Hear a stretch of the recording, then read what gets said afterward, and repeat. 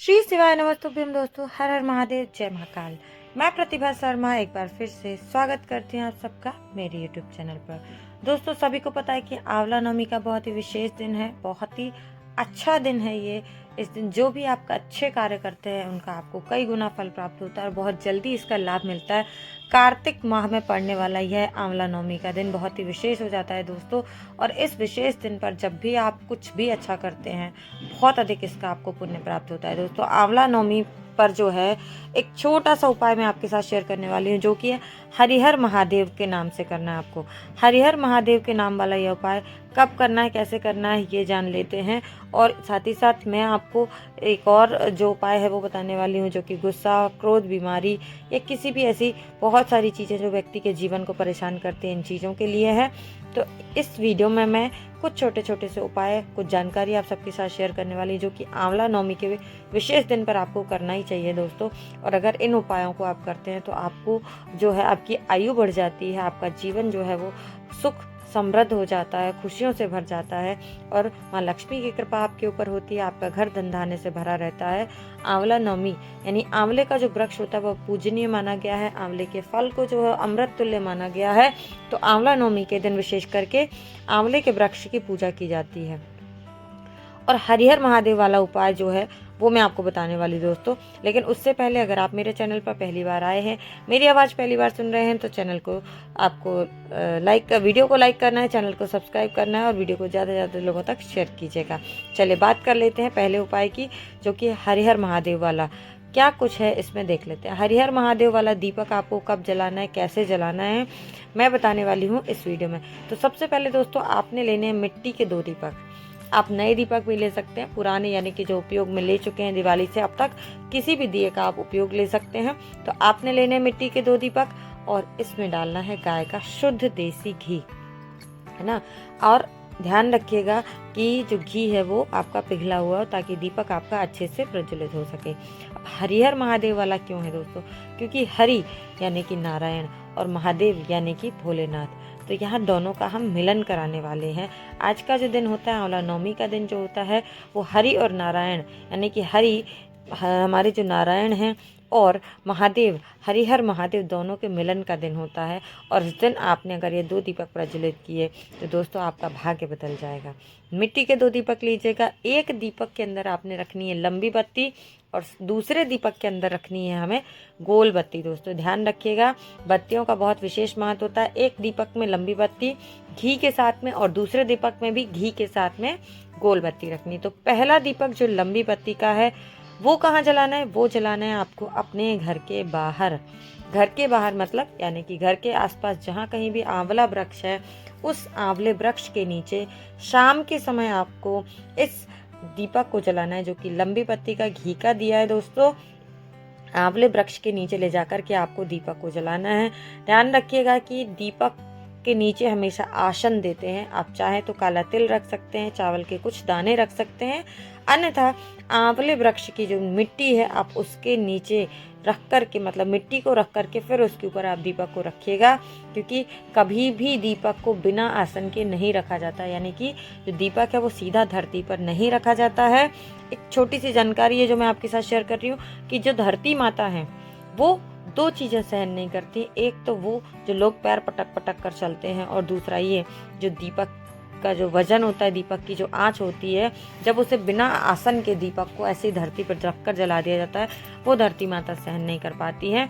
तो इस एक चीज़ को हमेशा ध्यान रखें कि जब भी कोई आप दीपक प्रज्वलित करते हैं तो उसको ज़मीन पर रखने से पहले या तो कुछ अनाज के दाने रखें, या फिर जैसे कि इस उपाय में मैंने आपको बताया, आपको आंवले पेड़ की मिट्टी को ही रख देना है और उसके ऊपर आपको इस लंबी बत्ती के घी के दीप को प्रज्वलित करना है।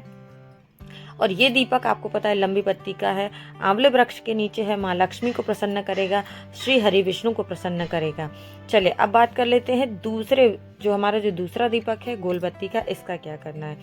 दूसरा दीपक जो गोल बत्ती का है दोस्तों, इसे आपको अपने घर में ही जलाना है, कहीं भी लेकर के नहीं जाना है। घर में, आपके घर में जहाँ पर भी महादेव का शिवलिंग है वहाँ आपको ये दीपक लेकर के पहुँच जाना है महादेव के समक्ष और दीपक को प्रज्वलित करना है। यह उपाय करना है तो दीपक को प्रज्वलित करेंगे और क्या करना है, आपको सेम वही जब आप दीपक प्रज्वलित करके रखते हैं महादेव के समक्ष, तो इसके नीचे काला तिल रख दीजिएगा। थोड़ा सा काला तिल रख करके फिर आपने दीपक को रखना है, दीपक को आसन देना है और फिर ही इसको आप जमीन पर रखें।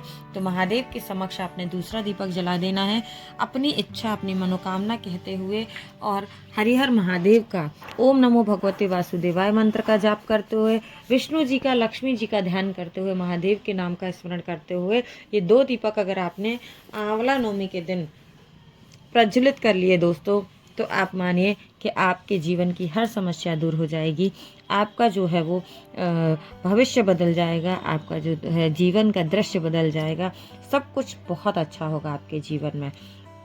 तो चलिए, ये बात तो हमारी थी पहले उपाय की, जिसमें आपको हरिहर महादेव के नाम का दीपक प्रज्वलित करना है। ठीक है दोस्तों, अब बात कर लेते हैं दूसरे उपाय की। और दूसरा उपाय जो है वो क्या है, क्यों है, कैसे करना है और इससे क्या लाभ है। तो दूसरा उपाय जो है वो है दोस्तों, अगर आपके घर में कोई व्यक्ति बीमार है, आपके घर में कोई व्यक्ति है जिसको बार बार क्रोध आता रहता है, गुस्सा आता रहता है, या फिर आपको ऐसा लगता है कि आपके घर परिवार को किसी की नज़र लग जाती है, बड़ी जल्दी आप लोगों को की नज़र लग जाती है, तो यहाँ पर लेनी है काली मिर्च। और काली मिर्च का ये उपाय आपको अवश्य से करना है दोस्तों।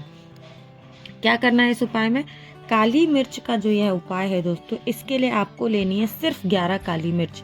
पिसी हुई नहीं लेनी है, दाने जो होते हैं काली मिर्च के वो आपको लेने हैं। 11 काली मिर्च गिन करके लीजिएगा, कोई गलती ना हो।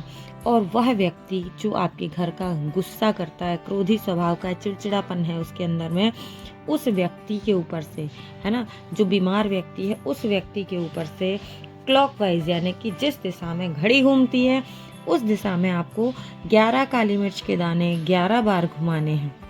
यानी कि वो व्यक्ति जो आपके घर का गुस्सा चिड़चिड़ापन करने वाला या क्रोधी व्यक्ति है, तो उसके ऊपर से 11 काली मिर्च 11 बार आपको क्लॉकवाइज घुमानी है। यानी कि जिस दिशा में घड़ी घूमती है उस दिशा में घुमा करके आपको ये जो काली मिर्च हैं इनको ले जा करके आंवला वृक्ष, जो भी आपके घर के आसपास में कहीं पर भी आंवले का वृक्ष होगा, उसके नीचे आपको फेंक करके आ जाना है दोस्तों। इससे क्या होगा, इससे वो व्यक्ति जो गुस्सा करता है, चिड़चिड़ा है या बीमार है, उसकी बीमारी बहुत जल्दी समाप्त हो जाएगी। अब इसमें मैं एक चीज़ और बताने वाली हूँ कि यह उपाय अगर आप किसी और के लिए करते हैं, अगर आप अपने घर के किसी सदस्य के लिए कर रहे हैं, तो आपने 11 काली मिर्च के दानों को 11 बार घुमाना है क्लॉकवाइज। लेकिन अगर इसी उपाय को आप अपने लिए स्वयं के लिए करते हैं, आपको किसी की नज़र लग जाती है, बार बार बुरी नज़र आपके ऊपर आ रही है, तो अगर आप इस उपाय को स्वयं के लिए करते हैं तो आपने क्या करना चाहिए, आपने इन काली मिर्च के दानों को 7 बार घुमाना है, 11 बार नहीं। कितनी बार घुमाना है? 7 बार। अपने लिए अगर इस उपाय को करते हैं तो अपने ऊपर से 7 बार इन काली मिर्च के 11 दानों को घुमाइए और ले जा करके आंवले वृक्ष के नीचे आपको इसको रख देना है, छोड़ कर आ जाना है, फेंक कर आ जाना है, और आपके घर की नेगेटिविटी ऊर्जा जो भी है वो दूर हो जाएगी। उस व्यक्ति का क्रोध, बीमारी, गुस्सा, चिड़चिड़ापन, ऐसी कोई भी चीज़ है वो जल्दी से जल्दी आपकी समाप्त हो जाएगी। तो आंवला नवमी के दिन ये सारी चीज़ें तो आपको करनी ही चाहिए। साथ ही साथ मैं कुछ जानकारी इसमें ऐड करना चाहती हूँ जो कि आप सबके लिए बहुत ज़्यादा ज़रूरी भी है। कुछ ऐसी चीज़ें हैं जो आपको आंवला नवमी के दिन ज़रूर करना चाहिए दोस्तों। तो पहले हम बात कर लेते हैं एक और तीसरे उपाय की, इसके बाद अंत में मैं कुछ जानकारियाँ जो है वो आपके साथ शेयर करूँगी।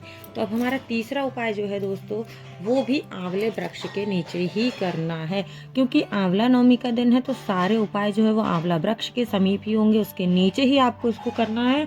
आपने क्या करना है दोस्तों, आंवला वृक्ष के नीचे, अगर आप व्रत रहते हैं तो भी, अगर आपने व्रत नहीं रखा है, आंवले पूजन नहीं किया है, कुछ भी नहीं कर सकते हैं, आप कुछ भी करने में सक्षम ना हो, तभी भी आपको घर के आसपास जहाँ कहीं भी आंवले का वृक्ष, आपके घर में ही छोटा सा पौधा है, तब भी आपको आंवला वृक्ष के समीप बैठ करके, आंवले वृक्ष के नीचे बैठ करके कनक धारा स्रोत का पाठ करना चाहिए। अगर आप पढ़ने में सक्षम नहीं हैं, अगर आप ठीक से प्रोनाउंसिएशन, उच्चारण नहीं कर सकते हैं दोस्तों, तो आज के दिन में सभी के घर पास में मोबाइल है और आपको अपने फ़ोन में ढूंढ करके कनक धारा स्रोत का, या तो आप हिंदी में भी निकाल सकते हैं या संस्कृत, उस पाठ को वहाँ आंवले वृक्ष के नीचे बैठ करके सुनना चाहिए दोस्तों। कनक धारा स्रोत का पाठ अगर आप आंवला नवमी के दिन आंवले वृक्ष के नीचे बैठ कर के सुनते हैं, बैठ कर के आप कनकधारा स्रोत का पाठ करते हैं, तो माँ लक्ष्मी की विशेष कृपा आपके घर के, आपके परिवार के ऊपर बनी रहती है और आपके घर में कभी भी धन धान्य की कोई कमी नहीं होती है। तो यहाँ पर इस वीडियो में मैंने 3 उपाय आप सबके साथ शेयर किए और उम्मीद करती हूँ ये जानकारी बहुत आपके लिए लाभदायक होगी। कुछ छोटी चीज़ें आपको बताना चाहूँगी। इस दिन यानी कि आंवला नवमी के दिन आपको कुछ आंवलों का दान भी करना चाहिए। साथ ही साथ आंवले वृक्ष के नीचे बैठ कर के भोजन करना चाहिए, इससे आपके सौभाग्य में वृद्धि होती है। दोस्तों, उम्मीद करती हूँ जानकारी जो है वीडियो के माध्यम से आप सबके साथ मैं शेयर कर रही हूँ ये लाभदायक होती होगी। तो वीडियो अगर थोड़ा सा भी अच्छा लगे तो लाइक करें, शेयर करें और चैनल को सब्सक्राइब सभी को करना है। ऐसी ही महत्वपूर्ण जानकारियाँ देखने और सुनने के लिए मेरे साथ बने रहें। मैं मिलूंगी फिर से नए वीडियो में कुछ नई जानकारी के साथ। तब तक के लिए राधे राधे। श्री शिवाय नमस्तुभ्यम। हर हर महादेव। जय महादेव।